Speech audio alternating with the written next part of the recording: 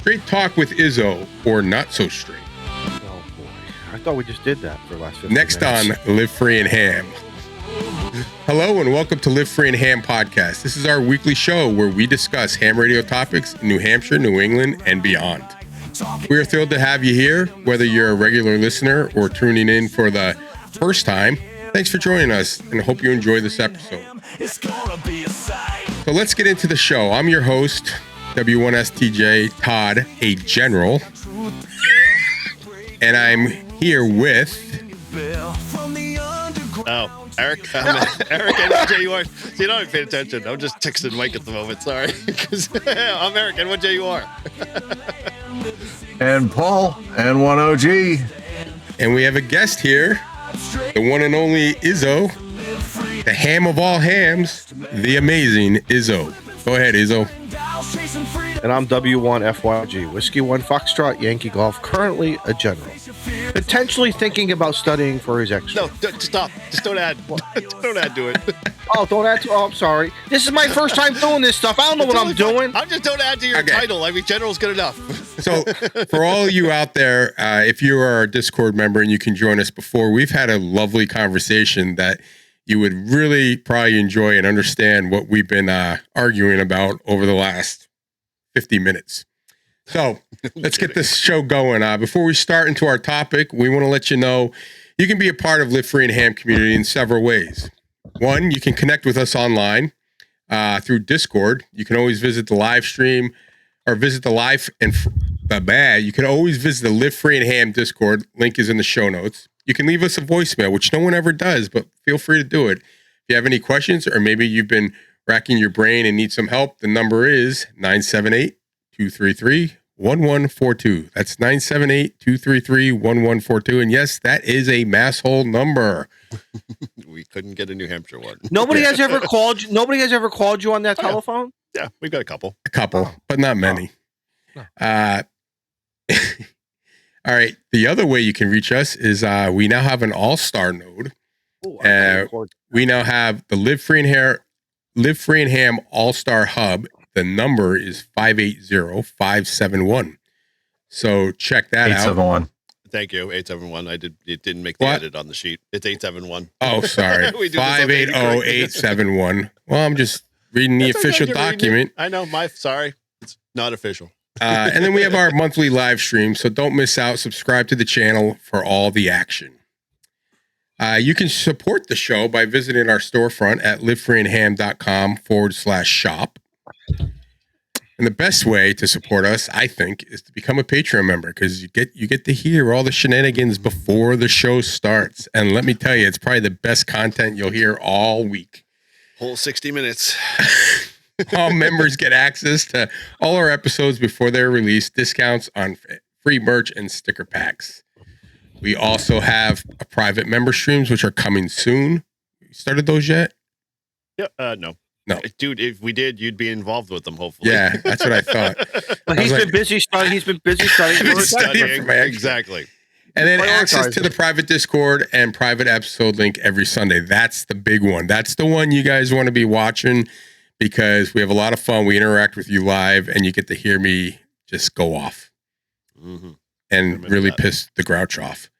And there's so much more. There's so much more. So you can join for as little as $3 a month. It's not a big expense.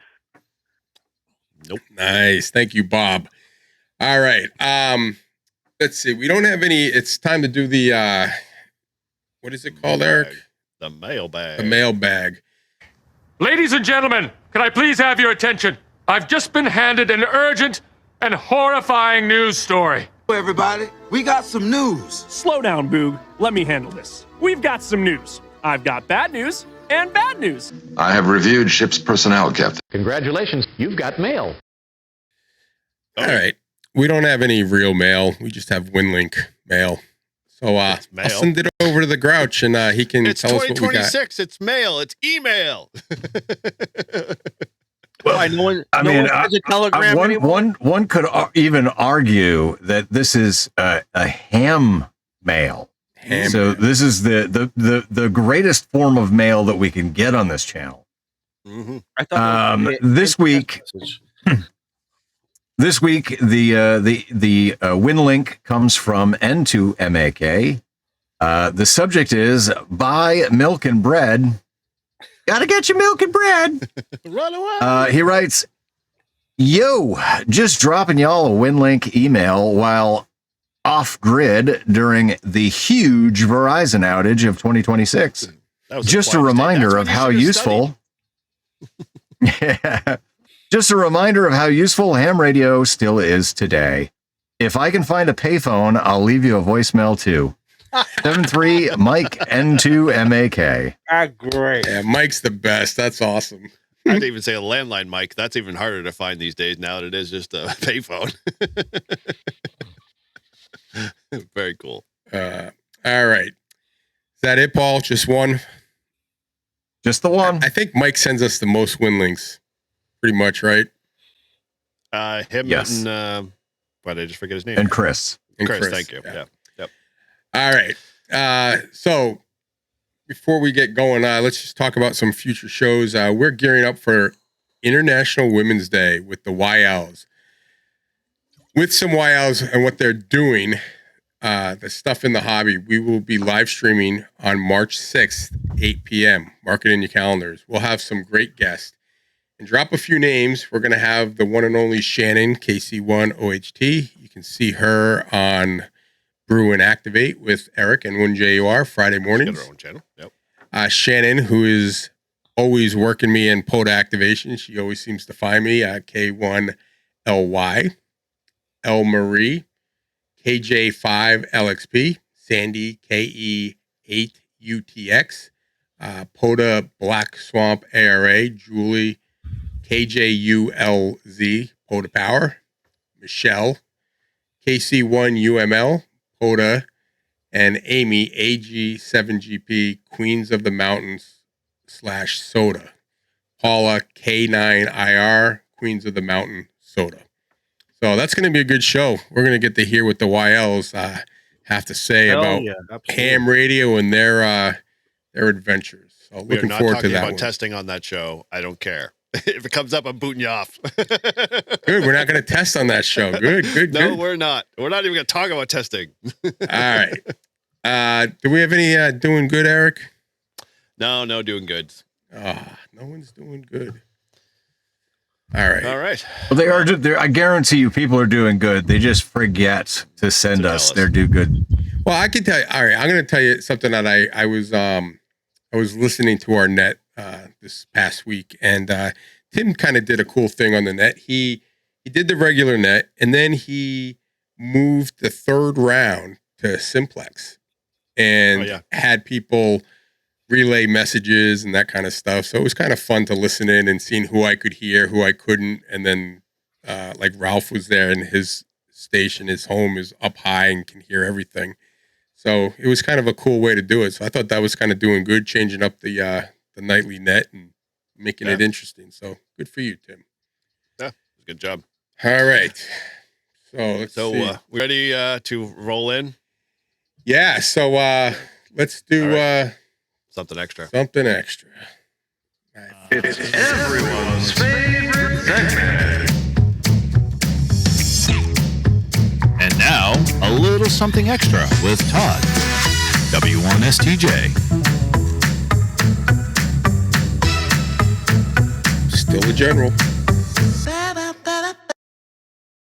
This is my show today, and we're not doing something extra with Todd. So we're going to do a little something extra with the Grouch, the VE, the extra of them all. We're going to see how well the Grouch does on answering these questions. So are you ready, Grouch, for some real offline? Are you ready for some testing, Mr. VE? Who the heck jumped? Who jumped that scene? We lost everybody. What are you talking about? Well, I've not seen any of you guys in the whole thing, but you guys there? What the heck? You see the question there, Paul?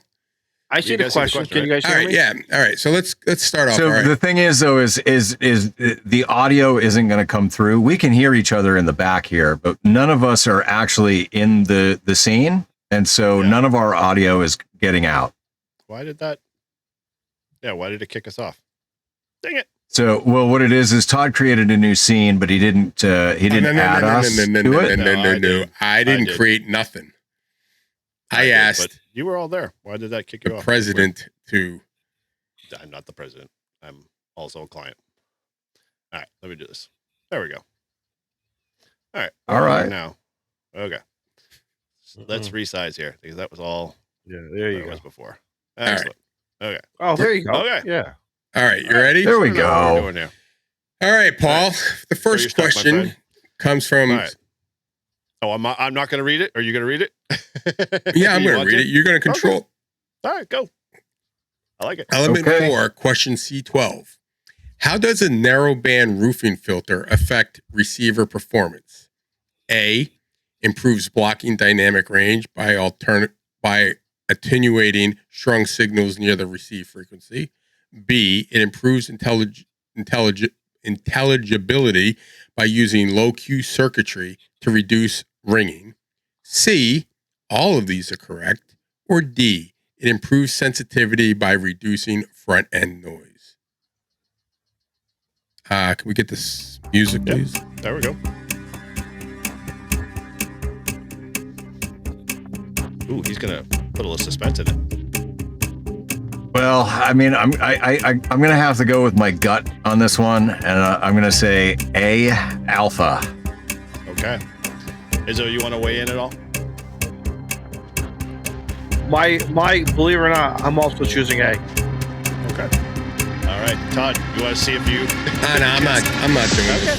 All right, we're gonna do A. A is the correct answer. There we go.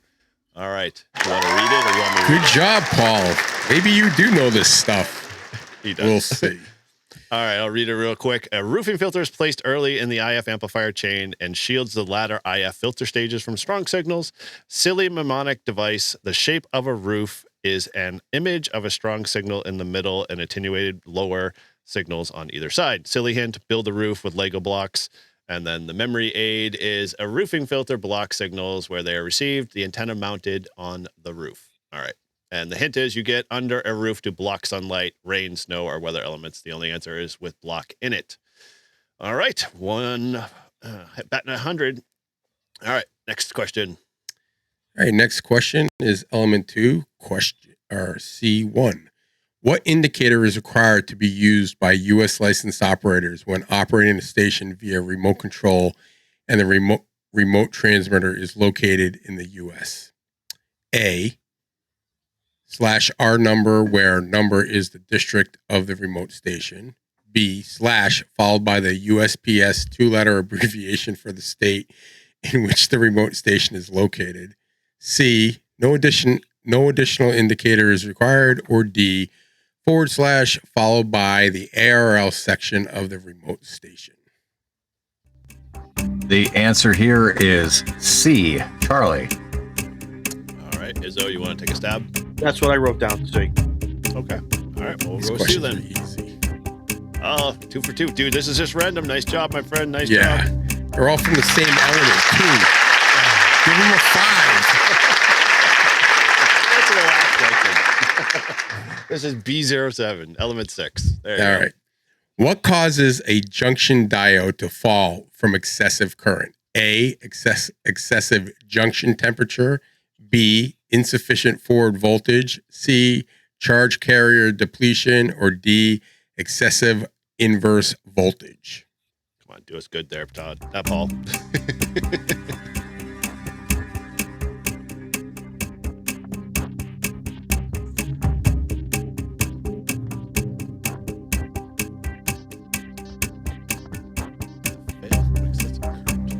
A, alpha. Izzo? No idea, because I don't know what a junction diode is, and I don't think I really care. Honestly, I don't know. I don't know what this answer is. That's an answer there. I don't know. It's below D. All right. You said A, alpha? All right. Yes. Oh, dude! Full sweep. Damn. Guy knows his stuff. Perfect. Wait. Before we go on to the thing, Paul, why don't you explain this to the rest of the listeners of how exactly you came up with that answer?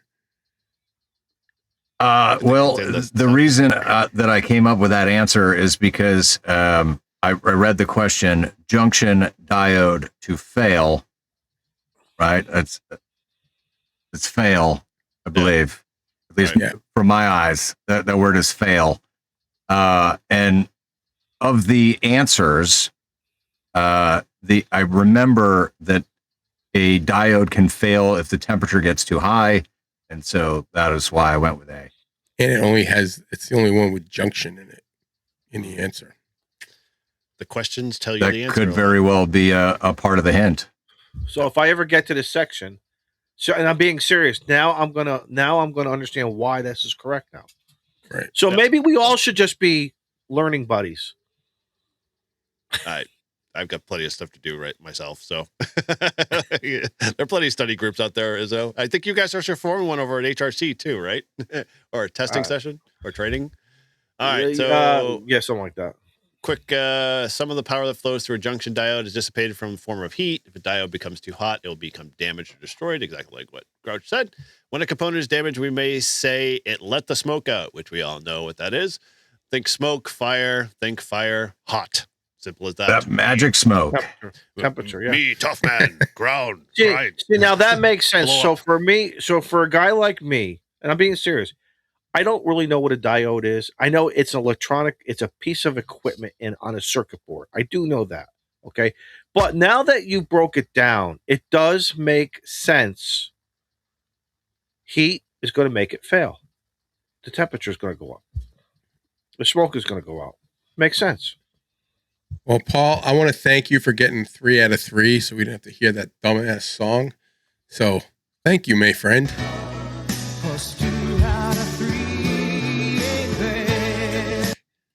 Is that the dumbass song? Is that the dumbass song? Yeah, that's the stupid. Because if I get 2 out of the 3, that's what I got to hear. Oh. All right. So, where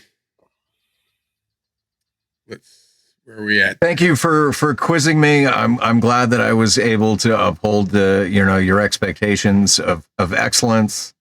Yes. I'm not worthy. All right. Now, listen, I honestly, I put a lot more effort into it because of that email. Like I spent well over a year. Did you really? I spent well over a year really trying to understand the information, and there is so much of it that is way beyond my comprehension. Right. But I just knuckled down. I memorized the answers. I tried to understand what I could, and I've learned so much since I got my upgrade.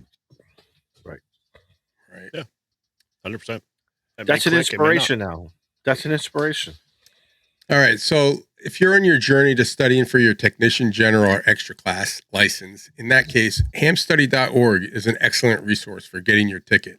It's what I'm using. I think it's what all of us have used. It is really good. The app is really good. And it now has where you can actually, if you don't know the answer or you don't understand it, it gives you a pretty good detail of why the answer is what it is. So I highly recommend it. If you recently received your license or upgrade, let us know. We'd like to recognize you on the next episode for your hard work and effort. You can email us at livefreeandham@gmail.com and we'll mention you on the next show.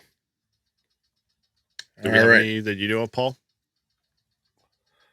No, and actually we were supposed to have a test session today, and we didn't have anybody signed up. So bummer. We'll kick it on down to next month, and yeah, we've got sessions. It's third Sunday of the month at 2 p.m. You want to test with the Grand Estate Amateur Radio Association? We do it online, and we may even pull from the Toads Clubhouse group of VEs if we need to. So you never know who's going to show up for your test. Go ahead and get signed up on hamstudy.org. Cool. Totally. All right. So let's go into what we've all been doing. So I guess, Izzo, you're our guest. So start off with you. What have you been doing this past week with ham radio? Or if you haven't, what have you just been doing? Well, I've been trying to study and ruining a pair of sheets with a marker, of course. Played around today. I hunted in with the POTA Support Your Parks winter. Wanted to get out, but it was just pouring, raining out today. I was not able to get out on Saturday. I had to work a little bit later, and then but today I wanted to get out. I was hoping just for like an hour window of light rain or no rain. I figured either take out the Reliance NFED out or just throw the ATAS on the roof of the truck. But just a pouring rain. So, but we hunted. We found another thing to do in the hobby. So, Sweet. That's about it. It's getting ready for Winter Field Day. I'll be out here next week. Yeah. I can't. I'm busy on Saturday, but I'm going to participate on Sunday. I just haven't decided. Do I want to do 10 watts or do I want to do 100 watts? I don't know. I'll probably like 5 minutes before I go on the air. I'll probably make that final decision. Which radio do I take? Are you going to bring 100 891 watts with you and then tap it down, or no? No, I won't do that. I'll either use the 891 or else I'll use the 705. Oh wow, you're that purist. Interesting. Listen, no. If I was a purist, I'd be like, do I take out the QMX and go with 5 watts, literally? Okay, yeah, for a huge challenge. And well, it's interesting because it all depends. I think when you read the documentation, just like any of these on-air events, I don't like calling them contests. They're on-air events, and you do what you want to do with it, right? But if you play, if you're there for numbers, I can make less contacts with my 705, but each contact, I believe, is 4 points because I'm in that QRP range versus the 100 watt range. But I don't know. I'm going to use the I don't know. And I'm thinking of doing a Rybakoff antenna and set it up before. I was watching some of your stuff, Eric. Thanks. And some of the other stuff out there on because I've never used a Rybakoff. It seems like it's a real easy build, you know. There's no build to it. You just need a mast. That's really just right. And I have everything here. And if it doesn't work or if I screw it up, I always have a backup antenna to use. So, why not? So that's me. Cool. Well, yeah. The only thing of the Rybakoff that I am still getting used to and warming up is dealing with that little third box that has to sit somewhere in the path of my coax, which we all know is a tuner. And apparently I am not as, we'll say, comfortable because I got a few, we'll say, stern, triple troll kind of comments on people and about my understanding and knowledge of, tuners and stuff like that. And I also had some good ones too, as well, in terms of like, hey, did you know you could do it this way? And I'm like, no, I didn't, but thanks for the tip and I'll do it next time. Because I know. Yeah. Like I said, I haven't used a tuner. I Googled it before I plugged the damn thing in, kind of thing, before I started hitting record. And then when I realized that I forgot that I left batteries inside it because I bought it from W1WRA like 3 years ago, thinking I'd need it, and I threw it in a bag and forgot about it. And the fresh batteries, we'll say, lost their juice and, basically soiled up the tray. So at that point, I was like, there's no way even if I put fresh batteries in here that I need this. So I couldn't even, power it up. So we're going to make some changes and hopefully buddy up with tuners in the future. Excellent. All right. So, Grouch, it's been in your ham radio week. I didn't really do a ton of ham radio this week. I did a lot of, kind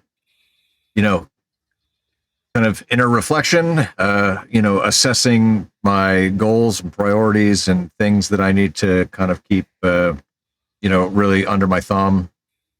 Made some hard phone calls and those kind of things.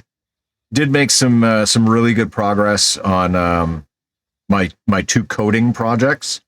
So my skydiving dashboard is coming along really, really well. I've now got it to where I've got a drop down of all of the drop zones in not only the country but also outside of the country. Are you really? No kidding. No kidding. Yeah. I'm slowly getting it to where each of the panes, updates the information based on the geographic location of the drop zone in the drop down. But that's I don't know. I made a lot of good forward progress on that. So I was pleased. Hey, Paul, And can I ask you a question? Yeah. So, like in POTA, we go to the map. You go to whatever area you want to look at, and it shows you where all the official recognized POTA sites are. In skydiving, do you have something very similar, or do you have to build it out yourself? Is it already there for you? No, there's nothing really like a skydiving map of drop zone locations. I think there might be something on the USPA website that you can kind of see, a map and what's there. But what I'm building is it's essentially it's an aggregator where it takes the winds aloft table for that location, and it gives you per 1,000 feet from ground up to 14,000 the wind speed, the wind direction, and the temperature. And then in another pane, it gives you a satellite image of the local radar. One of the panes is it gives you the ground conditions. So that way you can look at a glance, you can go, okay, well, if I'm going to land into the wind, the wind's coming from the north. So I'm going to be, doing a northern landing into the wind. And it's a nice visual indicator with a big arrow of what your landing direction is going to be. Nice. And then I also built in a different aggregator where you can set different limits for yourself. So like for myself, if the temperature at 14,000 feet is less than 45 degrees, I don't want to jump. That means I'm going to be putting on thermals and shit. And I don't want to do it. Right. I say, I want you to factor that in. And then if the wind speed is greater than 20 miles an hour, or 20 knots rather, and the gust is more than 10 knots in either direction, then I don't want to jump in that. I don't want to, that's my thing, right? I want to know what the wind speeds are and what the difference is between the gust speed and the wind speed, because those are all things that I have to factor in. And so it just quickly gives me a go, no go, red light, green light. It's pretty slick. It's going to be nice once I'm done with it. Dude, so are you I gotta actually ping you, so if I forget and I don't hit you up, I want to talk to you about some of the feature stuff, because like I have this little geochron back here, I'll talk about that in a second, but I wanted to build a ham clock with some of the other features you were talking about, being able to do customized panels. So I'm gonna hit you up because I just started with it, and it's like it makes sense, but at the same time it's just like I feel like I'm doing it too the hard way instead of doing it an easier way. So yeah, I mean, essentially what I did was, whoever it was that came out with the ham dashboard, it's a fantastic idea. But it's all iframes, and it renders kind of slow, and it's really it's resource intensive when you've got 9 different panes or 12 different panes, and they're all refreshing at 15 to 30 second intervals or whatever it is. So my CSC dashboard is completely different because the information and the display that I want, I pull directly from their website. So it's more kind of that iframe style. But yeah, I wanted something that was going to be like really low resource intensive, so that way I could throw it on the Pi and I could just run it and say, oh, you know what? I'm at Z Hills currently, but I'm going to go to Palatka, and so I can just go into the drop down and click on Palatka and see what the conditions are there before I head out. Right. And obviously, if if it's telling me it's a no-go for skydiving in that location for that day, well, then I'm not going to go there. Yeah, and then I worked on my AI assistant for a bit as well. Made some really good progress on that front, but yeah, and then I was focused on Weekend Warriors, obviously, because I had that Friday night. But so yeah, not a ton of ham radio, but that's all right. Cool. Todd, how was your ham radio week, brother? I forgot Eric. Oh, all right. We'll go to Eric. Sorry, We'll Eric. go I to know. me. I usually run the show. Poor but- Eric. I thought I was the last one to go, and so Yeah, Yeah. I know. You All right. well, yeah. You don't sweat it. This is Todd's show. My show.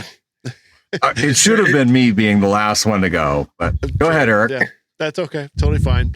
Yeah, I don't know. Ham radio stuff, I haven't really done a whole lot. I have to say, Grouch has inspired me a little bit. I had started a Node-RED project a long time ago, kind of building out stuff, both for my Flex and a few other things, and then I got sidetracked and forgot about it. So I've wanted to come up with something that was a little bit more, we'll say simple, but pretty cool kind of visual, because I've got this little geochron that if you have one, you just it just sits there and does its thing. It's a big heavy paperweight for what you pay for it. But it's a cool little, kind of eye candy thing. And so I put it in a frame, but that's not what I did. I put LEDs behind it, and then I tied it into a Pi that I had with it. And I was going to set it up that anytime based off a certain, we'll say, solar indexes or whatever, it was going to trigger something. That was like my big whole grandiose thing. Never got to it. Just said, screw it. So I was killing some time working on another project. So I figured I'd get back to it. And so I built a Node-RED flow off of it, where now, based off the weather, it changes. So like if the temperature goes above, like I think was like I said it 58 or something like that, it'll change the color to red. If it goes below that, it's blue. So I have like a visual indicator before, because a lot of my studio here and just the shack and whatnot is I don't always have, like, I can go to the outside if I wanted to open up, but the curtains are just always drawn all the time, so I never get to see what's outside and never know really what the temperature is outside of what it feels like in the room. So yeah, I'm kind of dicking around with some of that small stuff. So was looking to obviously start that next project that I was just pinging you on to see about putting a dashboard together, because I wanted to build a dashboard below that would offer some other activity stuff that I would want to see in a kind of a layout section stuff. So that's more just geeky stuff that I like to play with. Ham radio wise, dude, I like that. Like, Yeah. So I mean, it thought just popped into my mind, right? But like, I mean, you could dial in those temperature ranges so that it's like different shades of blue for the cold. And then once you start getting into the warmer, it'd be like different shades of green. Right. And then it's like fully green when you're like, yes, this is the perfect temperature. Oh. And then, it's getting too hot. It's, starting to turn orange, starting to turn red. Yeah. Yeah, I like that idea where you're going with it. The problem is, if I started to think that way, it still wouldn't be built, and I'd still be going, "Hey, I wish I built that." So this is just a simple, But yeah, I like that idea. But definitely something I can add to. You could also program to slurp like the A and K index, right? And so when the A and K index is 0 or 1, you'd be like, "All right, this is green." And then when it goes to like 3, it'd be yellow. When it goes to 4, 5, it'd be red, right? Like, yeah, I mean, you could do some really cool stuff with that. Yeah. Yeah. Well, I was thinking like with the second Pi with the dashboard set up, the K&A index would be kind of cool to get. Like I have a light that kind of sits in the corner that does the LED color, phase change, and it's controllable. And I was like, ooh, that'd be kind of cool to just have, like, as A and K index fluctuates, this light kind of goes from that same color scheme that you're describing, and it's just kind of going randomly off in the background as it does a refresh. But yeah, that would take some time and pretty cool to program. So yeah, maybe you'll see it in the next feature video. Maybe you'll see just in the background, and you'll have to remind me to, make mention of it. But yeah, I like those little cool geeky things. I mean, my home automation stuff pisses my wife off all the time. So yeah, that's hey, Eric, I give you props. Can I give you props on something? Yeah, go ahead. About 2-3 weeks ago, I was watching one of your, I think you had 1 or 2 videos about what you did in your truck. Oh, okay. Now, I'm a project manager, so I understood the project. Some equipment in there I did not understand. It's above my knowledge base. But I liked the overall construction of what you actually did. Mm-hmm. And the dressing of the wiring, the placement of certain things. And hats off, man. That was a very, very impressive. I think it met your goals. I don't know if this is going to be like I did version 1, and then maybe as it gets warmer, or if you have a nice heated garage out back, you'll and you want to spend 2 days of moving I stuff wish I had a around. heated garage because my project list would be much better, but I don't. So No, but overall, man, dude, I really liked what you did. I was very envious of if I had that knowledge base of what you did. I think you and I would have very, very similar vehicles right now. So probably could. congratulations. See, the problem is you just have to be like, well, Paul at one time I was bleeding over on him because he started to do some, more enhancements, stuff like that. But Todd's like a perfect example. It's like him and I show him something in my truck and he's like, oh, I got to go do that. And then like, I know 2 weeks later, he's already gone off and bought the panels and, he's got a whole setup that he's done. And he just doesn't do video. So you don't get to see the fruits of said labor, but I saw Todd's stuff when we were up in New Hampshire and it was very impressive too. He has, his vehicle is another impressive vehicle. Mm-hmm. But I like looking at different things. Again, I can't comprehend everything because when you guys get into pies and this and that, I don't get it. But the construction of it and the dressing and the placement and this and that, very good. Very, very good. I appreciate it. I hate it's clean stuff. Yeah, I hate it. It's very clean for sure. Clean. It is. I like stuff like that, man. That's how you got to work. Again, it's. I've learned that's. But you didn't get to see my childhood experience growing up with stereo systems and bastardizing wiring harnesses and all that stuff. Growing up, and that's how you learn. Level. Exactly. That's how I learned in the early '80s when the 6-disc CD disc changer came out, and here I'm going from 100 watts into a vehicle almost about 800, 900, and there's a right way of doing it, and then there's not so much a right way, and then usually the right, and I don't want to say the wrong way, but the not so right way usually leads to problems, potential fires in a vehicle, and just other issues. It's not the way to go. I get razzed on from my friends a lot very early on because I used to do car stereos for my friends and girlfriends and friends of girlfriends, stuff like that. And there was one car that I remember doing, and there wasn't a wiring kit out there for it, and so I had to get into the harness. And I was like, oh, being a total numbnut, saying, oh, I know what I'm doing. And by the time we had finally got it all wired up, she would literally drive down the road, and her blinker would just go on and off randomly. Her headlights, she turned up the volume, would dim. And I was into the wiring harness so bad that she was just like, she was like, do you really know what you're doing? I knew guys. Right. I knew guys when they go down the street and they turn on their headlights and they weren't as bright. I knew they had an issue. Whether it was an alternator issue or again, it's all about voltage. Again, they didn't think it out properly.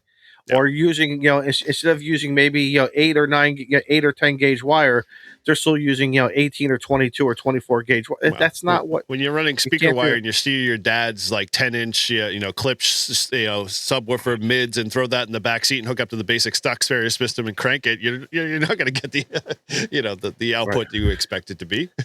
Right, because my first amplifier was a Hardin Carmen, and trying to understand this stuff, I'm like, of course, back then, what would you do? You would call them on the telephone. There was no. You would have to. There was no. You have to read that there was no email. Yeah, you had to read the manual, figure it all out.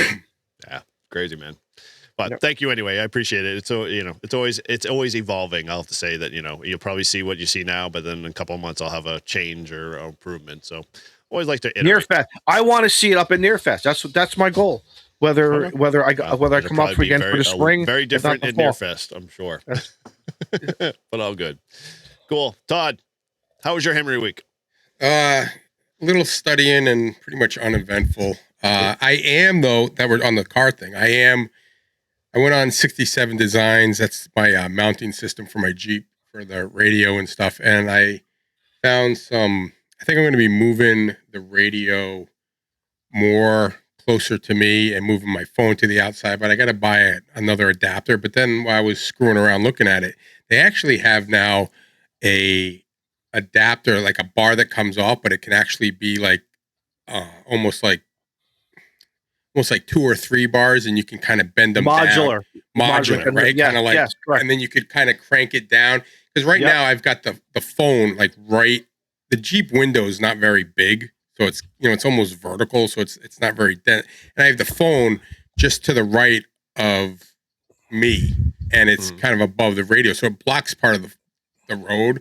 And I'm getting used to it, but it's probably not the safest thing. So I was thinking of maybe moving the radio over and then putting the phone down, but even making it like a module come out and then drop down on the side of the radio. And then that way, gets out of the way. So So I mean, you've got the little ball clamps, right? The ones that sit on top of the ball and Mhm. crush down on top. You can actually stack them together. You know that, right? Yes, you can. buy I was a just little going to ball. tell that to you. Yeah, you can Right. stack them.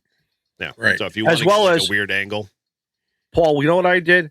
I said I got, and maybe I'll get some scrutiny for this, but Apple CarPlay took away my whole. Why do I need my phone?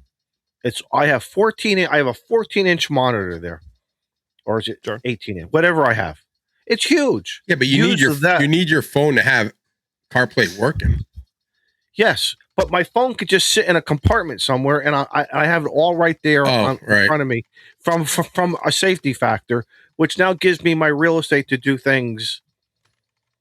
So I'm not sure if you're an Apple guy. Well, no, I am, and I found that some of the things with CarPlay, like when I use Waze, and I want to use if I want to find some of my current, it doesn't always show up on the car screen. It's more on my phone screen.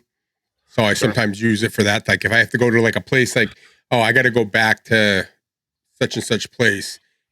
It doesn't have the whole list. And also like with the podcast, it only shows parts of the pod. Like if I want a specific podcast, it's a lot easier to find on the phone than it is to do. Granted, but okay. Yeah. See, I haven't done the deeper dive or found the issue like you have then. Yeah. I love CarPlay though. I mean, it's awesome. You know, and my car has, you don't have to have it plugged in. Like the old ones, you had to have it plugged into the car. Like, same here. Mine is not right. Right. So now I can have it either way. So if I'm charging it or not, it doesn't really matter. Right. So yeah, so I'm looking at that. And then I know Eric's been telling me I should get the second panel for the other side of my back window to mount that ATAS you bought. Yeah, mount the ATAS. And then I always I like listening to the aviation guys flying around. So I was thinking about on either one of the sides, just having different mounts, but not always have the antennas up. And that way, if I wanted to listen to the aviation, I could get an aviation antenna. If I want to put the ATAS up and just have it all pre-wired, so then I can just plug in to whatever I'm listening to. Dude, aviation is not a big. Aviation is not a big antenna. You know, just a very simple. No, I know. Yeah, it's less. I mean, I can listen to it now on my radio, my 2-meter. Right. So I mean, but the problem is my radio doesn't let me. The one thing I don't like about all the radios that the mobile radios is that you can't use them like a scanner. So I can scan, but I can either scan group 1 or everything. Right? Okay. Like I wish the radios, like the mobile radios, had where you could have separate groups, right? So let's say I'm going to go down to the Cape. I'd like to have a group of just the Cape channels, right? If I want to go, to New York and I have, if I do a trip out to New York all the time and I want to have like the repeaters out there. That's what I have. When I went up to New Hampshire, I have my New Hampshire group. You're right. Right. But I only have one group. So it's like you can do one group or all. So you can't have like 5 What different radio groups. do you have? What radio Paul, do you have? It's 2026. Don't you have like those small little things? What they called SD cards? Like you can program them and put like all of your own channels and then just load them into the radio when you need to. Like that's got to be in play now, right? I have an Icon. Use it. My Icon 5100. I have multiple. So then I gotta go and put in, and then I gotta go and see. I have very good, Paul. I have two cards literally that have 2 different setups, and I basically just load it into 300. 2 seconds, boom, up and running. And then if I want to go back to the other one, load it, boom, up and running. And I never have to worry about it because it's still the same configuration for the other stuff that I might need, but it's just a different set of, programmable frequencies. So you change, you put an SD card and then upload over from that SD card to the radio to change it. So sounds like you need a different radio. So when I go down to the Cape, no, I love my radio. I went down to the Cape like 2 days ago. I literally took the SD card out of my dash, out of my center console, popped it in the radio, uploaded the config. Now I had all the Cape stuff set up there, all of the airport, all that other stuff. Then when I left the Cape, I plugged in the original, SD card, reloaded the config, and now I'm back to all the regular local stuff I have up here. Can I give you a suggestion? Sure. Icon 5100. Yeah. I don't know if I could have 20 groups, but I got dual sides. So like when I went up to New Hampshire, every single group I have, whether I go into New York, Rhode Island, Connecticut, whatever, I always put in 146.552. I also have it as a VFO call, whatever call channel. But still, I could do that, and then I have my D Star because D Star is pretty big down here. But Paul, I'm wondering if it's a radio limitation that's getting you fresh. I think I know what you want. And if you're a Yaesu fanboy, I respect that, but I'm wondering if that's the issue, that you don't have the equipment to do the one radio, because it almost sounds like you want to put in another radio. Well, no, I don't want to put in another. All I'm saying is, like Eric, the way Eric does it and Paul does it with the SD cards is what I really need to do. I just wish I could. So I could take an SD card and put the air bands on that SD card, and I could put it in there and run it, right? Yep. But what I would like to do is, like, let's say I wanted to have the local and the air bands on, right? I'd have to have them all in one group, and then I'd have to scan everything. And my ICOM, I could do that while I'm driving.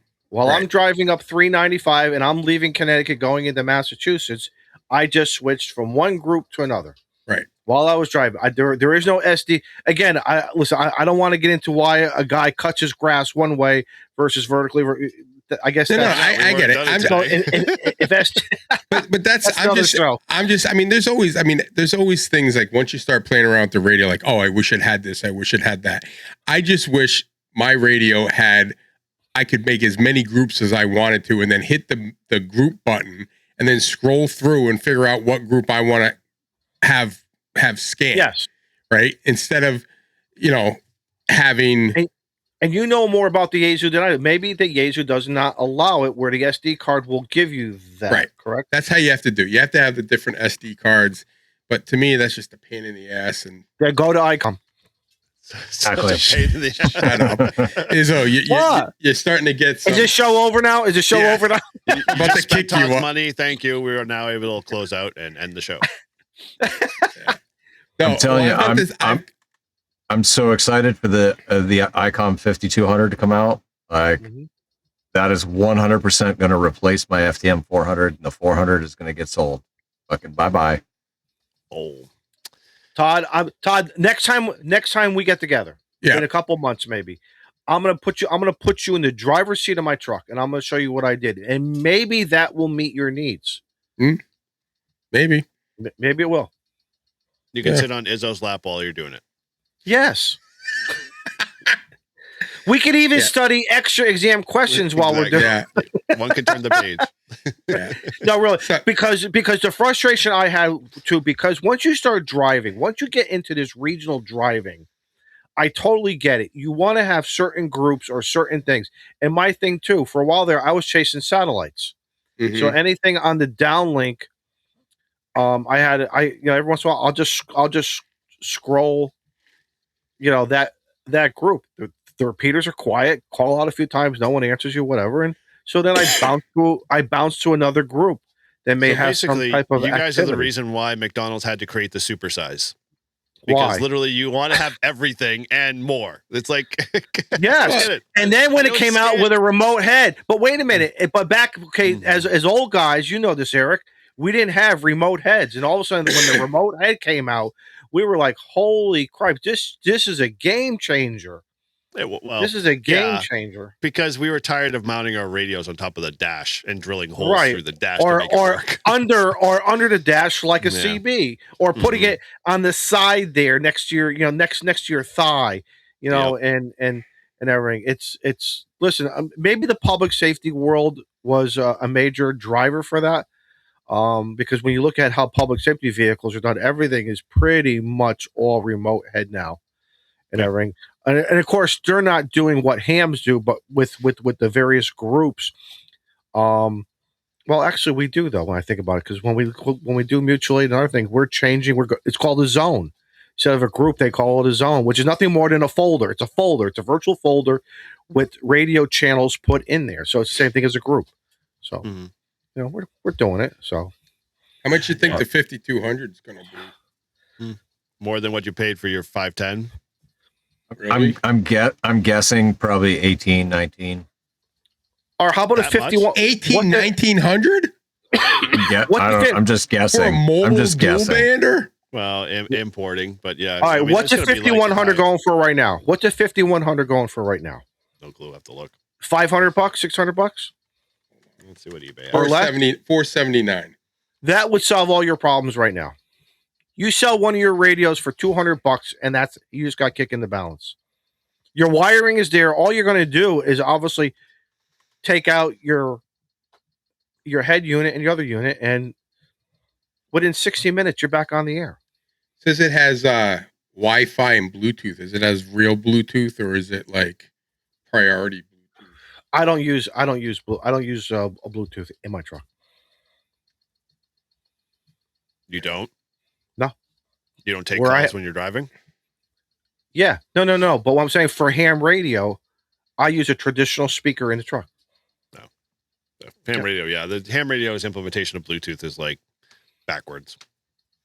Is it really? I see. I have no idea because I don't use it. I don't know if the application. Put it this way: if you can connect your phone to the damn truck and make it work there, why can't you take the same Bluetooth technology that's in your phone and do it with your radio and be able to use your radio in Vox mode? That would be brilliant. But yeah, that'll never happen. What is DV? FM for, to FM, FM to DV, and DV. That's to DV. okay. So that's DV is the D-Star mode. Oh, D-Star.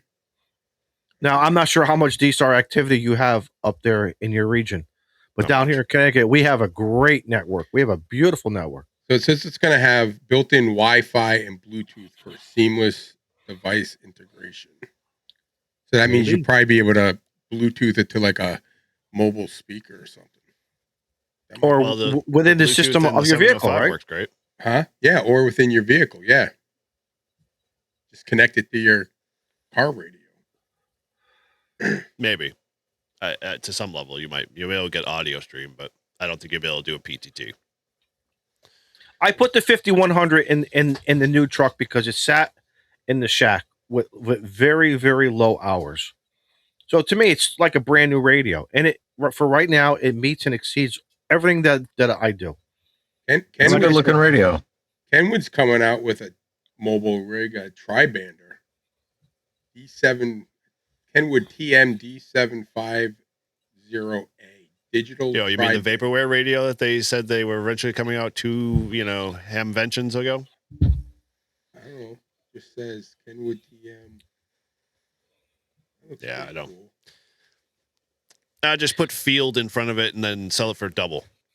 Fucking Yesu. But Todd, you would like that because on the ICOM you can create a group just for aviation. Yeah. Well, that's use the same antenna. You're using the same antenna. Yeah. No, that's what I. Help me out with this. How many aviation channels do you listen to?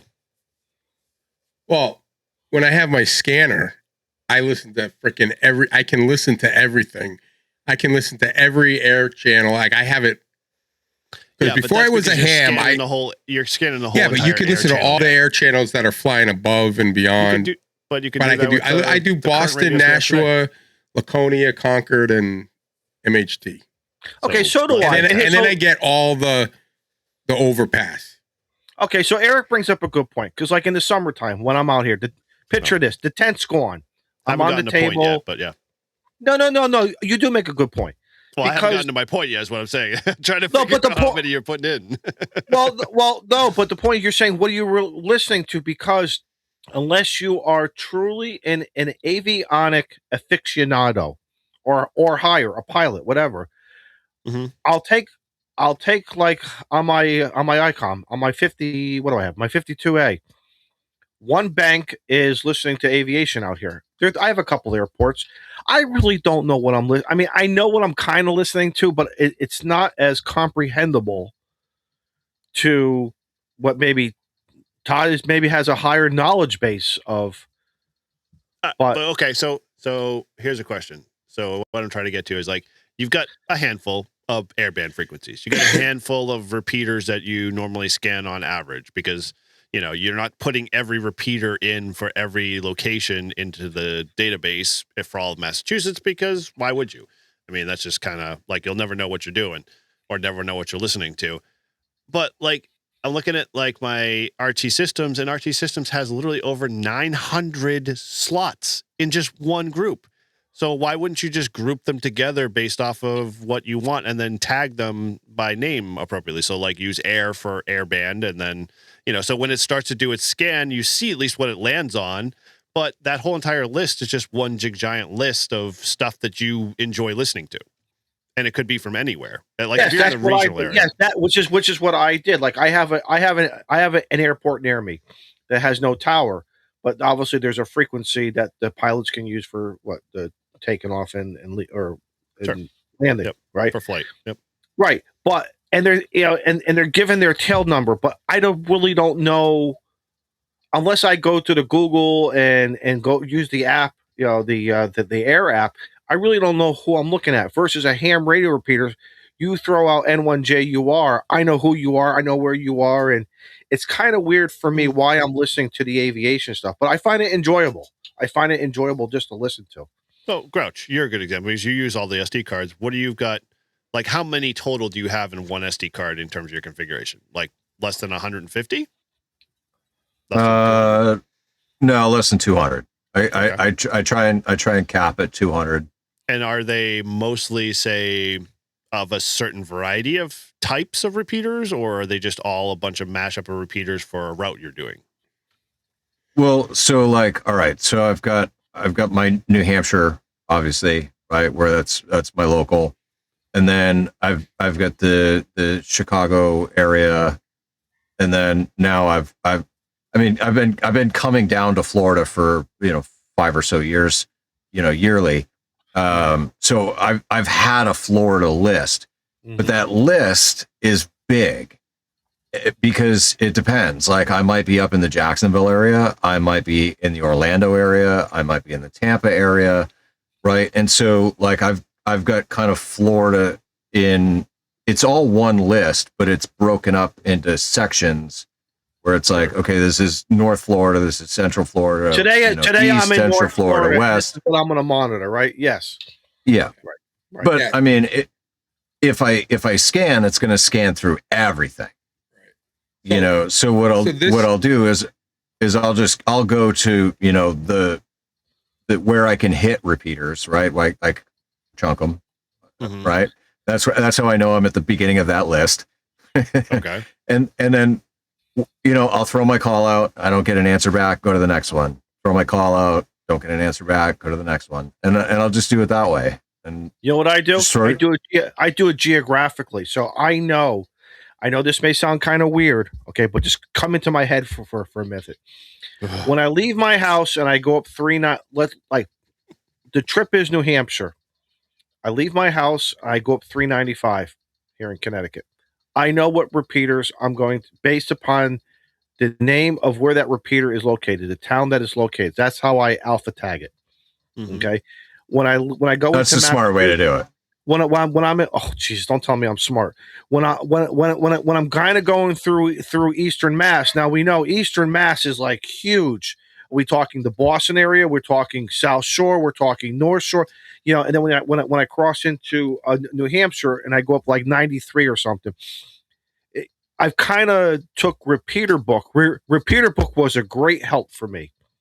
And then it gets down to talking to the locals like you, who'll say, I'll say, hey, this repeater, you'd be like, nah, or that's a great weather repeater, and I'll put like WX in the alpha tag. So I know if the world's ending with storm related, snow, rain, thunder, whatever, and I'm in that area, I'll go to it in New Hampshire just to hear what's going on for the curiosity, factor. I think that's important because when you, Paul, like you, if you're outside of Tampa, trying to have a scanner repeater down in Miami is not going to really do you any good, right? You might hear it, but you can't actually access it. Well, that's where now, like, I have to go through my whole list and I have to reorder it so that it's, Jacksonville to Orlando, and then the Orlando area, and then the Tampa area. Yeah. And that way I can just go, no, all right, I need to, start at this channel when I'm in this area. And I'll know. That's a great idea. It's a little okay. So go ahead, Todd. You were going to throw something in there. Well, yeah. I mean, I'm just looking at the Kenwood one, right? The one that's not out yet. That's supposed to come out. And when I'm looking on the screen, it says like Group 29, Group 9. So it looks like you could have like the icon you could have is whatever groups you want. The question is can you then scan just the group? Because to me, that would be a lot easier than undownloading, re-downloading every time I want to listen. Like if I'm driving, I say, oh shit, I want to, a bunch of planes are coming out. I just want to be able to freaking hit the button and say, okay, I want to listen to I'm at the airport. I don't want to download it and then undownload it and then do the same thing. It'd be nice just to be able to go to that group.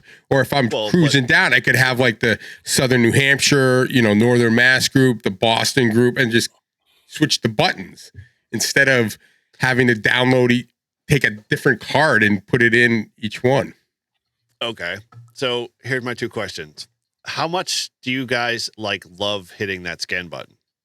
Like, do you enjoy doing it? Like, is it something that gives you joy all the time to run through all of that same list and hear nothing for a long time and then maybe hear a blip and then have it go back and nothing and then hear a blip or then maybe land on a conversation about two guys talking about their trip to the, the problem with them is for their colonoscopy? The scan on the scan is slow.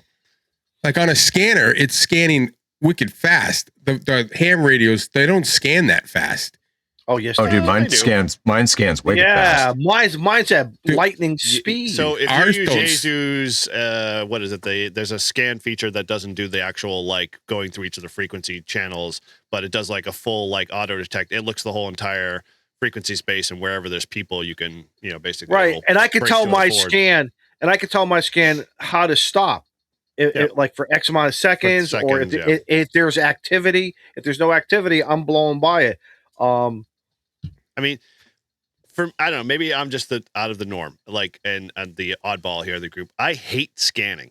Scanning sucks for me because it's exactly like how I described it. It's I'll scan the area or I'll pick up some static or whatever. Or I don't have the squelch high enough that it's not picking up a stray station or some RF that's basically trip the squelch there.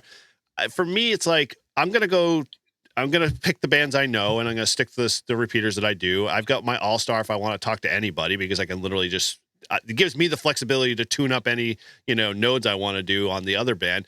But I most of the time just listen to 5.2 if I'm not on a repeater. And for me, that's perfectly fine because every once in a while I might get a nugget of somebody going, hey, I'm out here and I'm there now finally listening to them and I can pick them up. But how many times is just, people Paul described kind of situation. He'll throw out his call, hear nothing, go to the next one. Well, by the time you throw out your call and I barely hit it in my head, 2 seconds later, and you're off to the next repeater, I'm missing the, hey, is N1OG out there? Or maybe I freeze because, for whatever reason, I don't want to answer that. Or I can't remember the call. I don't want to sound silly kind of thing. Whatever the case. For me, it got too much. And I was just like, well, then why don't you do this then? Okay. Do you have a dual display on your radio? I do. I have the 300. Okay, so a lot of times what I'll do is I'll put 5.2 on one side, and then on my other side I'll do whatever I want to do. So 5.2 is always there. 5.2 is always there. I also have another radio in my truck that's not truly resident on 5.2, but I could still hear something within the general proximity. So then I have that always on 5.2, and then my ham radio will be. My ham radio is always on the B band for All-Star. It's hooked up to where I want it to be connected. It occupies. I've gotten rid of APRS, so those that were like, does he have APRS any longer? No, you can't follow me. I've gotten rid of it. It was too much of an annoyance at this point, and so I use that B band for that. And then it's just half baked, and we could go into a whole discussion of why Yaesu just doesn't. Whatever. The second my top band is the band that basically is just all the local stuff that I listen to. And I don't ever throw that in scan because the way I group my channels or my, the actual repeaters I want to listen to, I put in the first 10 or 12 banks. And that's where I usually stay. I'll turn the knob a little bit if I don't want to hear the conversation on one repeater and go to another one. Or if I don't hear anything, I'll bounce between 2 or 3. And then if I don't hear anything, I'm going to my radio and listen to a podcast because but they're still within your But my point is, they're still within that small geographical area or the footprint of the repeater, right? My other side of it is just that, like that SD card, the likelihood I go outside of my geographic area, I have one that's set for my dad's area. So I know there's like a bunch of repeaters, a local couple simplex channels that I know. I talked to a bunch of hams down there. And that's pretty much it. And then it has all of the other frequency stuff that I already have that I use for, because I don't know about you, but New England around here, it is impossible to get a lot of people to talk on a repeater in the middle of the day. Like nobody, like even the retirees are go on the freaking Fort Mountain repeater. Those people are on 24/7. That's a rare occasion. Like it is. I agree. Eric is right, and both of you are right. There's probably maybe about between Connecticut, Mass, like Mount Tom. Mount Tom, there's always some great activity over there, but I can't hit it here. But when I get traveling going up north. Again, Mount Tom is another repeater I'll put on one side of the radio because I enjoy listening just to kind of have something talking minus a pot, traditional ham radio, right? Mm-hmm. But it's overall. I mean, when you look at in the state of Connecticut, again, Connecticut, the size of a county, when you look at all the repeaters we have, it's pretty darn quiet. It's pretty sad. I don't want to go down that road right now. It's sad. Well, how is it like in Florida? The same way, Paul? Not much different? Well, so the thing is even though I've been coming down here a bunch of years, like I never took the time to like write down, I used this repeater and this repeater was active. Right. So I never narrowed my list down. Mm-hmm. Which is why, like down here, especially, like I need to scan because I don't know what I can hear and what I can't hear, and I don't know what I can hit, what I can't hit. But like, I mean, at home, I mean, typically, like if I'm Manchester South, I've got 14652 on the B band, and then I've got R Club on the A band, and I just leave it. Mm-hmm. If I'm going to be traveling up 93, then I want to scan. And the reason why I scan is because I've got all the local repeaters that I can hit, plus, a little bit of, there's a Chester and a Concord repeater in there. Right. And so it'll just scan, and it'll scan so fast that it's skipping over anything that I'm not hearing anyway. Right. So it doesn't matter. But I also got like New Hampshire DOT channels saved in. And so it scans those too. And so if there's something going on the highway where they're doing a cleanup or they're, got a lane closed, like I hear them talking because it'll stop and it'll say, New Hampshire DOT channel, whatever letter it is. Mm-hmm. And I'll listen and I'll go, oh, all right, well, now I know that they're there. Right. But like, I don't know. I think sometimes like it's good to scan if you're outside of your little bubble. Mm. Yeah. I would say that will make especially if you're in an area for any length of time, that scanning would definitely help. Do you guys run a scanner in an actual scanner in your vehicle? No? Am I the oddball? You might be. I had a couple that I acquired from a client, nice Bearcats, but I ended up just selling them off. Actually, I gave one away to Paul, I think. You have that one. I have the Bearcat. That actually is going to Casey. Oh, well then there you go. It's past hands.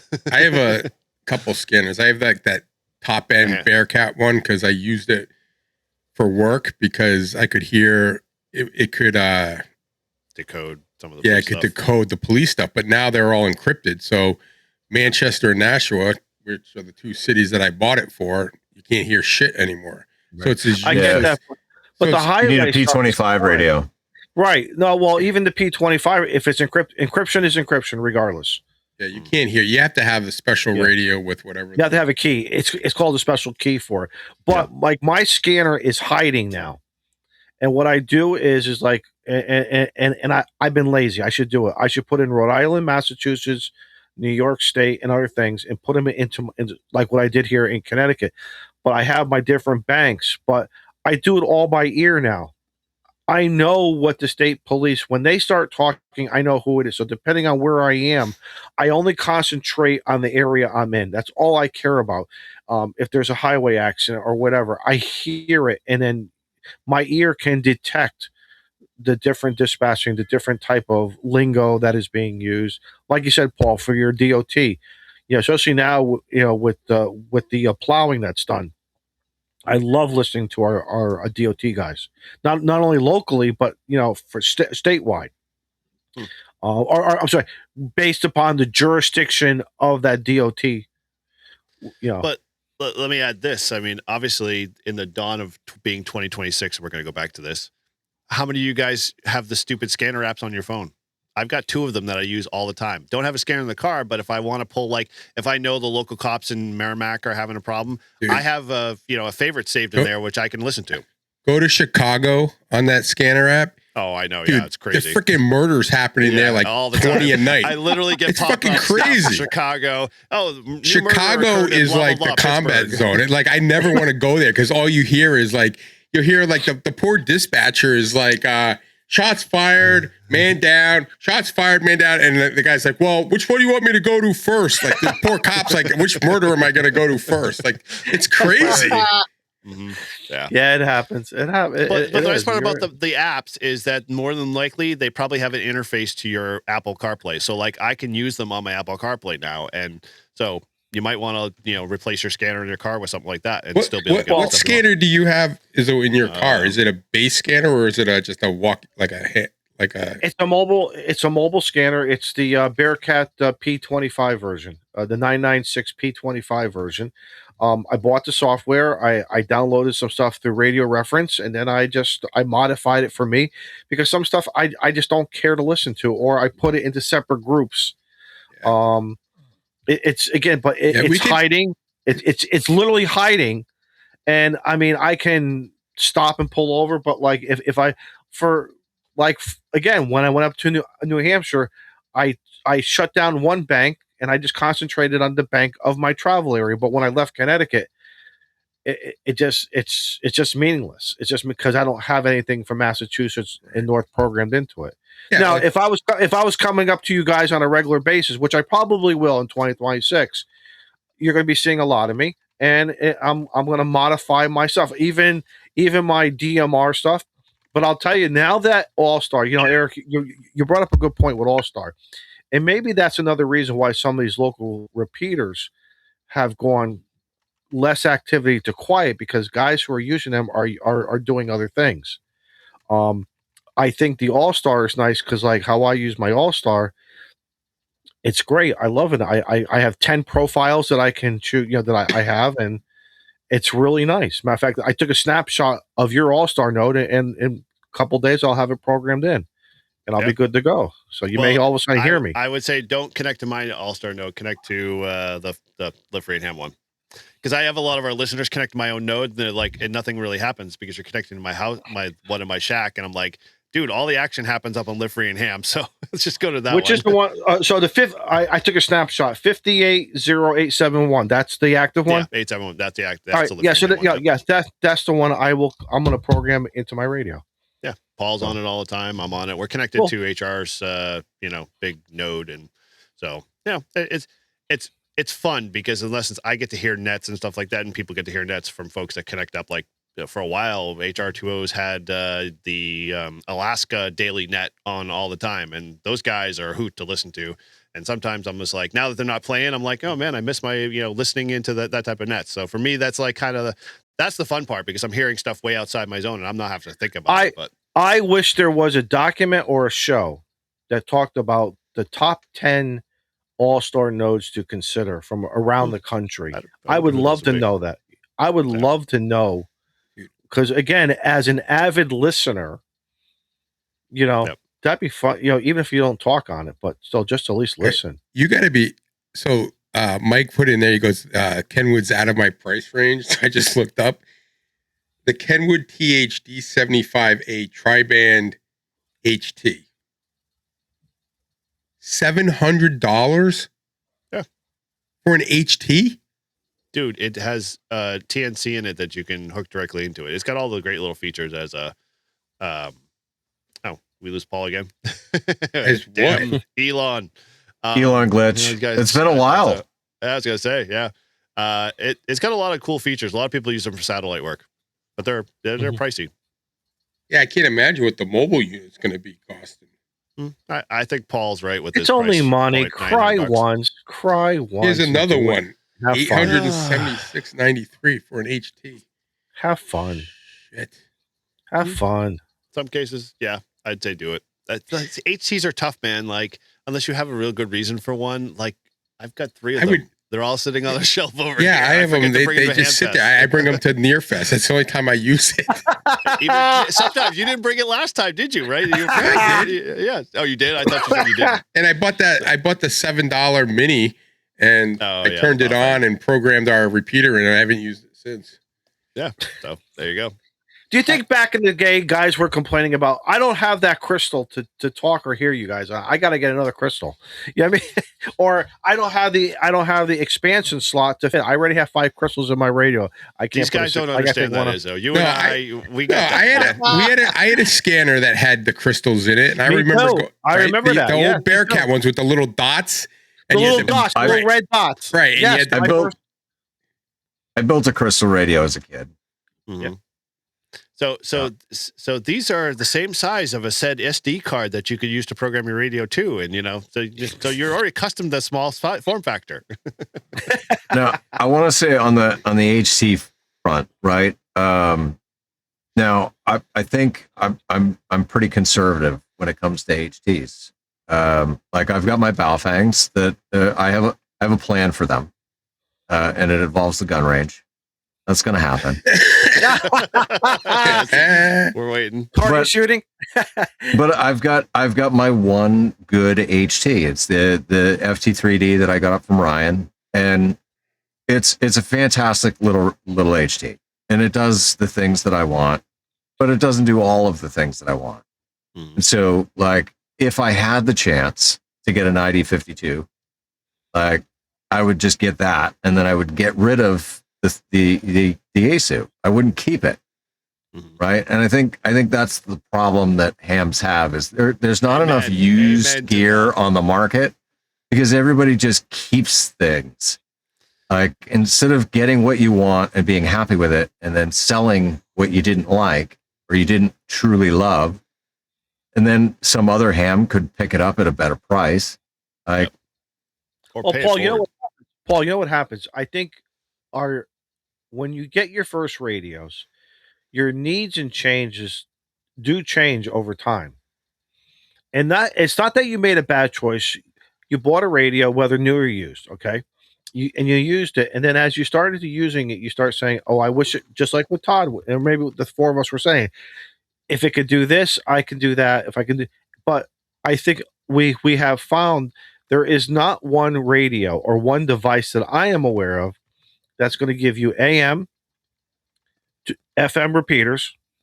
It's going to do some D-Star. It's going to do some DMR. There really is. I think even the RF Shark that I have, I don't think I could do analog repeaters. So it's like you have to start saying, do I want 2 devices, or regardless what it is, to do what I want to do? And maybe that's the answer. But it's finding out which one you really need and that you're going to really, really start using. Right. Well, and don't get me wrong. Like I understand that, like, if you want to play on DMR, you need a DMR radio. If you want to play on P25, you need a P25 radio. But what I'm saying is in the general grand scheme of like the 2 meter, 70 centimeter radios, like there is a lot of people that have a lot of radios that do the exact same fucking thing, just maybe not as well as another one. You know, like good point. Good point. People, I guarantee you, people bought the Baofeng Mini just because it was the Baofeng Mini, and then now it's going to sit on a shelf and it's not going to do anything. People bought the Vero N76, which I would love to have one of those, you know, just for the TNC aspect of it. But like, you can't find used stuff like that because people that buy those things don't get rid of them after they're done playing with it. They just stick it on a shelf. What the psychology of the Baofeng is a very interesting one, and I finally bought one. Well, I used my Amazon. I used it through my Amazon. I had a whole bunch of Amazon points, and I have one. It's in my truck all the time. I did some stuff with it. I like it. But again, it meets my need. It's not, trust me, it's not my primary radio. It's not even my secondary. It's one of those extra radios for whatever. It's not for when the world, for when shit hits the fan. None of that stuff. But it's very interesting because I thought initially hams would take that Baofeng for $20, $30, $50, whatever it is, right? As a secondary radio to monitor 652, maybe turn it on when bad weather was coming in, listen to their local NOAA. And I don't think they did, or maybe a small percentage has, but I think a lot of them now are just sitting there doing what, Paul? Nothing? Nothing. It's sitting on a shelf. Yeah, it's an interesting. Why did you buy that? Even is it really because it's a great deal to put something on your shelf? Great deal is the big thing because hey, I got a radio for $20. In comparison to your ICOM or Yaesu or whatever you're paying 300 times that, 100 times that, whatever. Right. The other side of the coin is that my experience, a lot of those folks who have those radios or collections of those radios don't always fully understand the jump from that type of radio to the newer, more modern radios like produced by ICOM, like the top 3. But why not? But why not though? Because it's price, it's money. It's usually money, and so. I was going to say the money factor is too attractive to too many people. Like they're like, oh, I can buy 6 of these in a pack from Temu today and I can get, them for $25. So and they all jump over that. They're more excited about the find than they are per se about the functionality of the radio. Well, okay, there you go. The functionality of it. So I can tell you this is on the Fort Mountain repeater, 90% of the people are using Quanshangs or Baofeng HTs. And let me guess, you could tell by the audio quality going through the yeah, it's terrible. I mean, it's not terrible, but it is terrible, right? Like you can tell when you've got someone who's got like, I call it like a real quality radio versus some guy that's, sounds like he's like, in hell trying to talk to us because he's so far like in the hole, or another guy that all you hear is like every other word because he doesn't have enough signal. I don't know. You can just I find that with DMR. I find that on DMR. Okay. I use a traditional Motorola DMR radio, portable and mobile, for my DMR activities. When guys are not, and I understand money is a concern. Listen, I ain't the richest man in the world. There's a lot of things I had to maybe cut corners on. But I find it funny why we cut corners when it comes to radio and the audio quality, the transmit audio quality. Why do we want to do it ourselves? It's like buying a shitty set of tires for your vehicle. People still do it.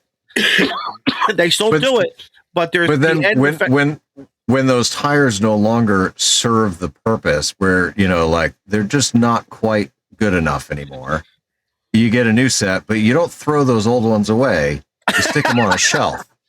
For what? For what purpose? Make a tire swing. Make a tire swing. See, we need to have make a tire swing. We need to have Ralph, because if you ever go into Ralph's house, he's got like freaking shelves of Baofengs and Quanshangs, and when you talk to him on the repeater, he'll switch. Like he knows I can't stand the Baofeng Mini. Sounds like shit. So he's like, "Oh, hold on, Todd. I'm on the Baofeng Mini. Let me switch to the Quanshang." Does he really? Oh yeah. Oh yeah. Well, that's courtesy. See, that's a good thing. That's a good friend. That's courtesy. But he's got like he'll buy like 5 Quanshangs, the exact same model. Like literally, he's got so many of them, and then all these guys do on this Fort Mountain repeater is they talk just Baofangs and Quanshangs. That's all they talk about. Like, oh, there's an update. There's an update. And then they all talk about how the update changed something. And I'm like, you have to update Baofangs and Quanshangs all. I mean, and there's literally like an update. It seems like every day there's an update on those radios. I feel bad. I really feel bad because I've seen this over the years. I've been doing DMR now for about 15, 12 years. Okay, on the ham side. And I feel bad when a guy is not using, and I don't care what the radio brand is, but the audio quality is just not there. I hate it. It drives me crazy. It just drives me crazy. Maybe it's because My ears want to hear, and I'm not saying armchair copy radio either. I'm just talking good, intelligent audio. Okay. It's like Simplex. I don't mind the challenge on Simplex, VHF, UHF Simplex of trying to work somebody. HF, I don't mind the challenge of it. But when it comes to the digital modes, that radio has got to have a certain quality level of audio to meet. And if it's not there, I don't really want to have that conversation. I don't want to sound like a snob. I'll try it. I'll work you. We'll talk. But I'm not going to go to the long haul with you. I'm not going to go to the long haul with you. And I take a different approach on that one because I'm what's like, that? it helps me be a better operator if I have to struggle through a conversation with somebody. Like the same goes on the analog world. How many times you've had someone on the analog world and they came in strong to the repeater and then they hit that dead spot for like 20 minutes and you got most of the conversation, but you couldn't quite make them out, or it was just too much hash on top of them or it's whatever. different for me. It's different for me. See, Okay. I don't know why I segregate it differently, because I think that's a natural thing. That has nothing to do with it. That has nothing to do with the radio you're using. It's where you physically are to where I am, or physically to where the repeater is. I still right? think the radio could make a difference. Like the radio could definitely, like the radio itself. I mean, if that was the case and the radios didn't matter, then I wouldn't, I could have a Quan Cheng and I can have a Yaesu, and if they still listen to the same frequency, it's still crappy. That's still crappy. It's like, it doesn't matter if the electronics inside one radio is a little bit better than the other, but I know the Yaesu is a little bit better in terms of its audio speaker and a few other things. So that's where I kind of like say the money's there for me having something like that, because I will enjoy listening to it or enjoy using it more than say something I bought for $20 that I'm going to throw over in the corner. I don't care if it was $20 or $2,000. I don't understand why this manufacturer did not make talk-in quality for that mode for digital. I'm talking strictly digital now. Did not meet a certain specification, we'll call it. I don't understand why. I think a lot of what you're getting at is it's not so much the radio, right? Because when you're going through digital modes, 9 times out of 10, the issue is not the radio. The issue is that the mic gain is set too high, or they're right on top of it. Like it is almost always an issue of a user setting or a user just eating the fucking radio while they're trying to talk to you.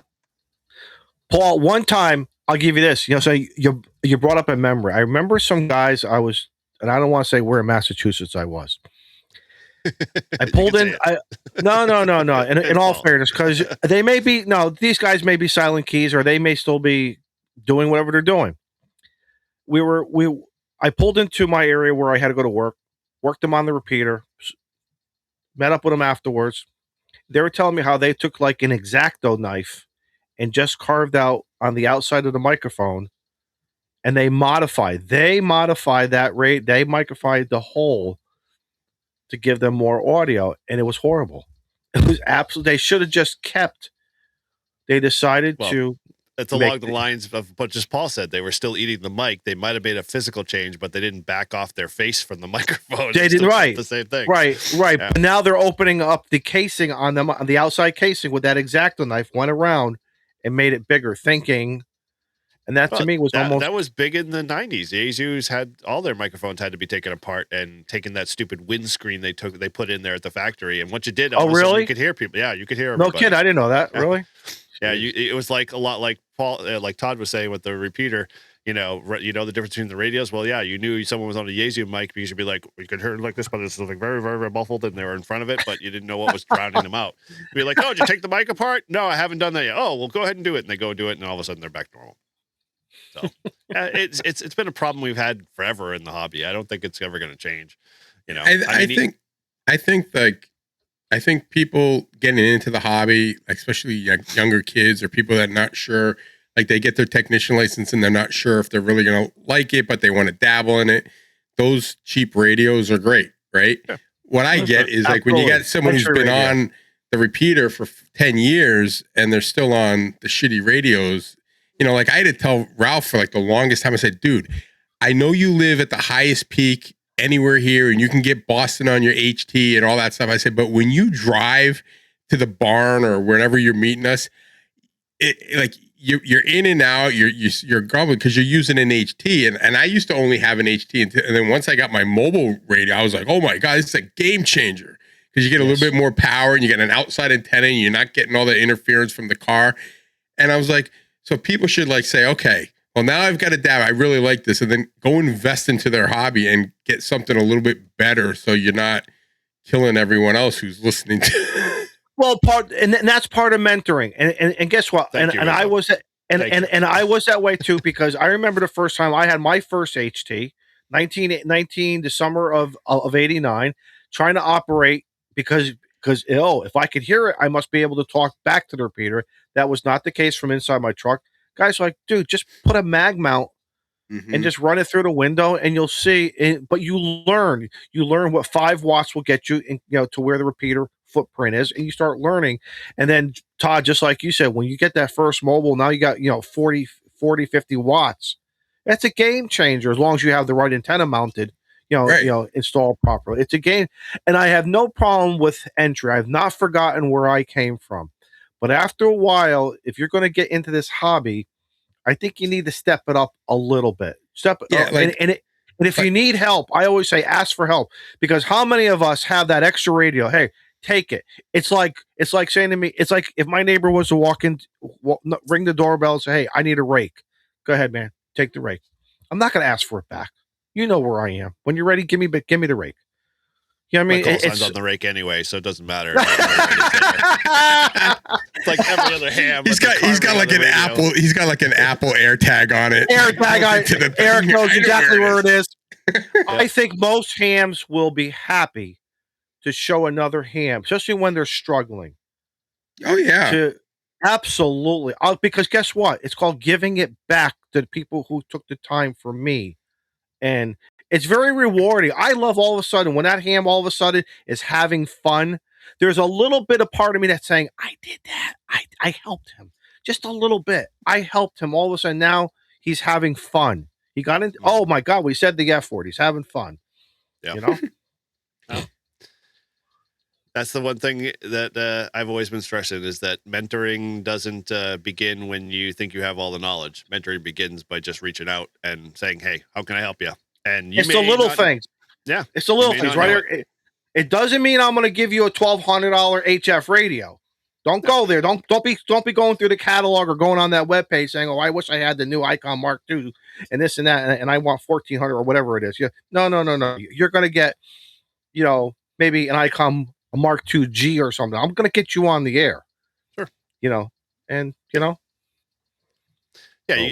it's a give and take approach. Like I'll use Annie as an example. We all bumped into Annie at Nearfest, and we all know her. She was a brand new ham. Like, dude, I don't know. Like, it was pretty impressive to see all of us shower her in some form or fashion of like, hey, we can get you this. Hey, we can get you that. Hey, we can get you. We were pulling for her. Remember that? That was great. You're right. But at the same time, none of us gave it to her for free. I mean, a lot of times we're like, hey, we found you a great deal over here. This saves you like $200. Go this route, or don't buy that radio like you saw over the ICOM 7300 that was like, had some internal issues. And, funny you said that. Radio. Yeah. We just happened to meet as we were walking around. There was a radio on a table, and she says to me, "What do you think we should do?" I said, No. What do you want to do, Annie? You have to tell me what you want, and then I'm going to process it like a flow chart in my head. No disrespect. Yeah, no disrespect to the seller, because he has his, he has a number in his head, but I said, and one of the radios really wasn't for her. And I said, Annie, listen, I don't want to tell you what to do, but I don't want to see you lay out X amount of dollars for something that you may not really be happy with based upon what you're telling me.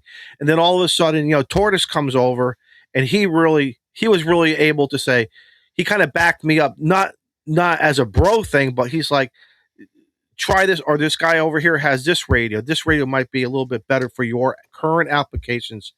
And so it was fun. That was like 1,000 reasons why I loved spending time with you guys, that we were, and it just happened naturally. We met Annie. I didn't know Annie from a hole in the head. I hope she's doing well. I hope she's playing radio, and I hope she found something. Well, let me give you a little follow up. She couldn't get Grouch's R7 in the ground as soon as she wanted because it froze too quick. So she's got all the parts. She's got the antenna ready to go. But she, in essence, from the NFED that I gave her from Matt Reliance, because Matt just said, "Here, go." She put that up. We had a club member, our club member Tim, which WM1H, you guys know him. He went over there on a weekend to help her get set up, and she's been making freaking contacts. And like every time I talk to her on a Wednesday, she's like, "Dude, I just talked to someone in on 10 meters." 100%. She's all over it.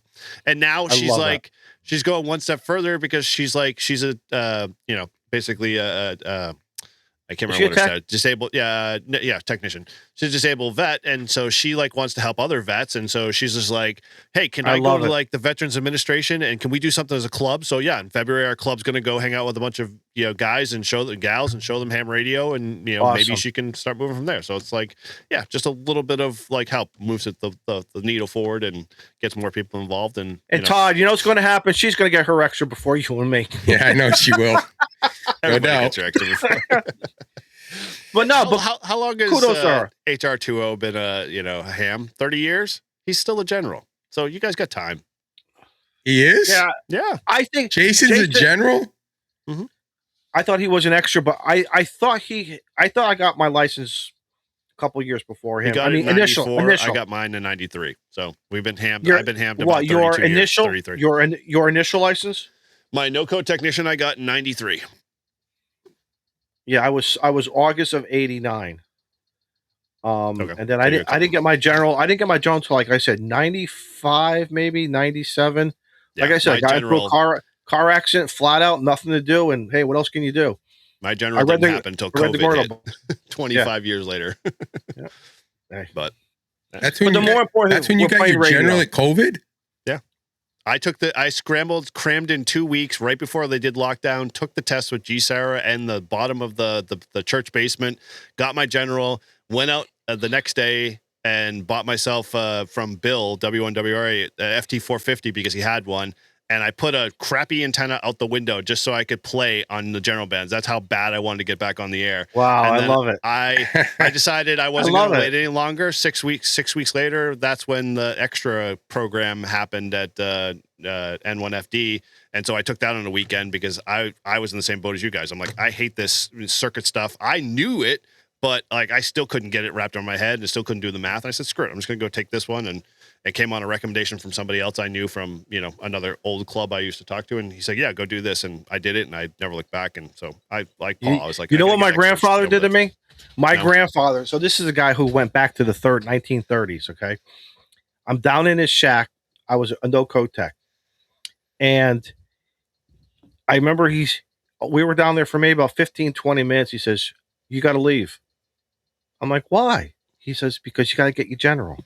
He limited my time. He was playing this psychological game that if you really want, how did that work?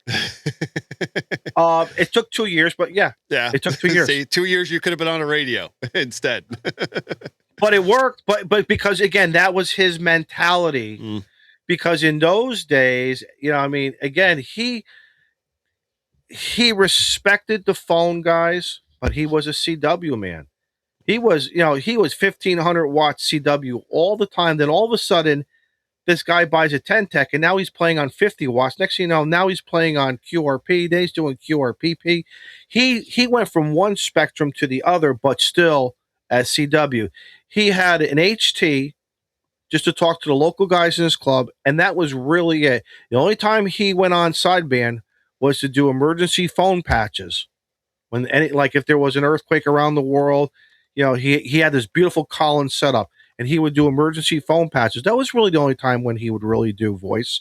90% of the time he was all CW. He knew I was not a CW kid. He knew it, but he respected me. But he wanted to show me different things about the hobby. The biggest thing was operate, like what Todd was saying earlier. In his opinion, he didn't care if I couldn't build the things he could do. He wanted me to be a good operator. That was to him was the most important thing. So nice. All right, it's kind of getting. We've been doing this for a while, huh? Probably time to wrap What? up. Huh? I don't know. Your 2 show. hours. I have fun. I have 30 fun with minutes. you guys, man. I forget about the time. I don't know. Is it Monday or Tuesday right now outside the tent? I have no idea. It's Sunday. It's Sunday. I love hanging out with you guys and other groups. Are you off tomorrow? I just, believe it or not, based upon my work rotation, I just happen to be off tomorrow. They're going to pay me 8 hours. They're going to pay me 8 hours for the holiday. We joke. They're going to pay me 8 hours I stay home, just based on the union contract. So, yeah. But you want to see a drop in time. So this is one of my mentors here, real quick. Once I bring in where the heck the wind to go? If I add this to the scene real quick. This is a picture of my mentor is the guy standing on the left with the microphone with a HT in his hand. So this guy right here, WA1QIM, he was the guy who got me into hobby, Boy Scouts, the whole 9 yards. But nice.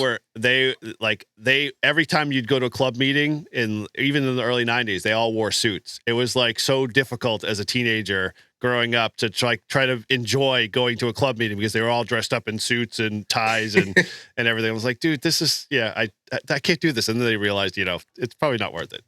My grandfather, when his club, him and 5 other guys, when they came, when World War II was over, they started their local club. And again, they were pretty much a CW based group. You know, a lot of these big, boat anchors sat in the back of vehicles with like a 10-meter whip, but they built the station, etc. Yeah. Nope. Did I go bye-bye? And I look around now, I'm lugging around I'm lugging around a go kit, and I'm like, I shouldn't complain because these guys were doing it, But they would go to their club meetings, just like you said, Eric. And I remember when they had their big 60th party, he passed away shortly thereafter. They put him on the air, and he was doing CW. And one of the guys walks up to me. He says to me, "Your grandfather, how old is he?" I said, I think he's 91, 92. He says, "Do you know how fast he not only is he sending, he's copying?" I said, "I don't know. They say he's anywhere between 28 to 35. He says, "Dude, he's doing 42 to 44 right now." It's like unheard of. It's like, but that's what these guys, and but Eric, he's in his suit and tie, just like he said, like it was nothing, man. You have to get dressed up to play ham radio. Like, can you imagine going to field day like that? Like, no, hell no. Honestly, yes. Can you imagine that? Let me tell you something. They used to. It was amazing. I some of the old black and white pictures I have of him. You don't see him in shorts and jeans and flip flops. They're all nicely dressed. Now, here's an image I want you guys to picture because I've seen this for real. The Grouch in a tuxedo. Oh yeah, we've seen it. It's been on Facebook. It's still on Facebook somewhere, I'm sure. Do you remember that, Paul? I almost didn't recognize him. I walked right into him. I'm like, holy crap. It was a fundraiser for Operation Delta Dog. Nice. And excellent. my wife made the wooden stand, and he was what did they call you? Like the guy that was running the thing, and it's like you pay $20, you get an envelope, and then you won like a bottle of wine or something. So yeah. All right. One last walk in the park here. I'll show you this one. You might get a kick out of this. This is actually one of my, when I was involved in their club as a 20-something. So again, my mentor's standing next to me. So we're the same height. Literally, we were like, he was 6'7" or 6'8", and so I was just like 1 inch shorter than him.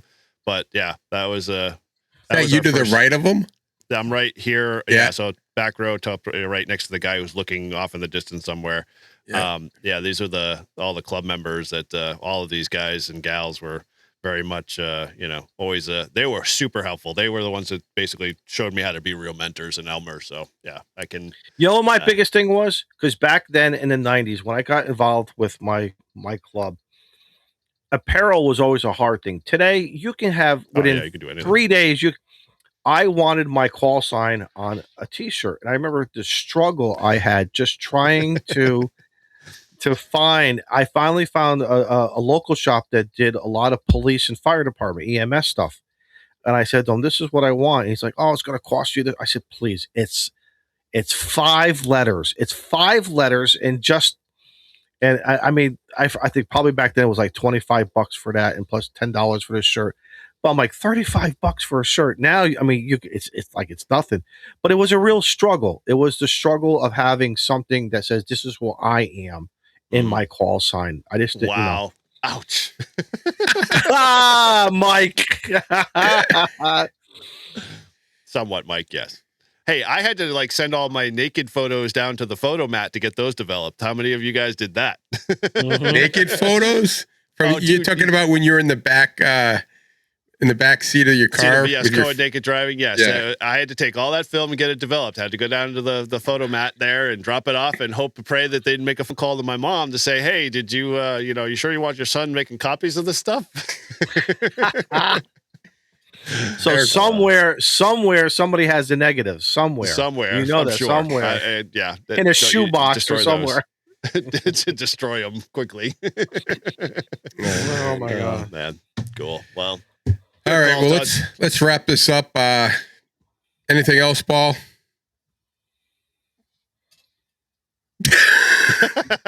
He's good. Yeah, we know where Paul's at right now. I smoked 2 joints. 2. See you in the morning. All right, Eric. Nothing for me, man. All right, Good job Izzo. hosting. Izzo, what do you got? Ham Radio Clubhouse this coming Tuesday, depending on when you're listening to all this stuff. Tuesday, January 20th, 7 p.m. Central. We're going to have Jim Reed from Ham Radio Prep. He's going to be our guest. Oh, cool. So remember at the beginning of the show, we were talking about our struggles.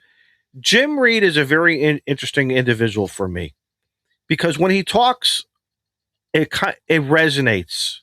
Not as a deep. I haven't gotten into the deep dive of him, but a lot of stuff I like Jim Reed. Maybe it's the sound of his voice, maybe how he talks it out. We asked him to come on, and he's coming on. So we have that, and then I got Winter Field Day. Like I said, next Sunday I'll be playing Winter Field Day. Are you actually going out and doing anything, or are you just doing it from home?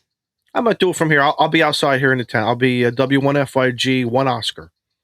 Cool. So. Sweet. Sounds good. All right. Well, thank you for joining Live Free and Ham podcast community. We truly appreciate everyone who supports the show, and we can't thank you enough. If you want to connect with us, you can head over to our Discord server and join all the conversations. The link is in all our show notes. Subscribe to our YouTube channel and catch all the excellent content there. Leave us a review using SMS link located on all our show notes, or now you can leave us a voicemail at 978-233-1142. 978-233-1142. If I leave if I make a phone call, will you listen to it? Like what? Oh yeah, we'll play it next week. That's dangerous.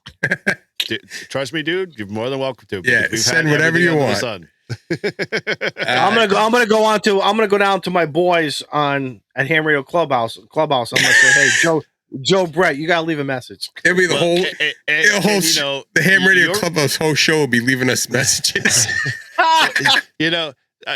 Steve, ended up having to bow out quickly last week, so we didn't get a chance to get him in here. So we'll have to recircle back around. But He's been sick. We got Shane next week, and then maybe Excellent. JB after that. I don't know, depending on how he's doing with the wife or not, and we'll have to fit Steve back in. But yeah, we're making our way through there. And we want to have you guys back on. We always. Yes, I say this very sincerely. I'm not sure how many groups actually join partnerships, but I am blessed, and I'm speaking on behalf of. We're all blessed that our group over here and this group over here. There's no struggles. There's no fighting. There's no we have this very unique and blessed friendship. Not only do we have the root of Ham Radio, but now that we've done our thing, we have our own Discord channels, we have our own YouTube channel, but we come together almost like a Thanksgiving, a Memorial Day party, and we have fun. You don't see that with a lot of groups. You really, really don't. So I'm very, very blessed that we have this between the crazy guys up north to these crazy guys over here, and we make it work. There's a great chemistry. Very, very blessed. Northeast Ham Radios next Friday too as well. So we'll be talking Winter Field Day. Cool. Yep. All right. Where am I at, Eric? Oh yeah. At the end. The best way to support us is the Patreon, and you get to see all our pre-show antics. It's quite entertaining. If you've been a Patreon member, you might want to think about trying it out at least for a month. They don't know what the fuck they're doing. Or you could use the buying us a beer link. Finally, you can head over to livefreeinham.com, learn more about the show, or check out our latest swag and find all our host contact info. Thanks again for listening. From all of us here at Live Free and Ham, stay 73 and hope to see you next week. 73.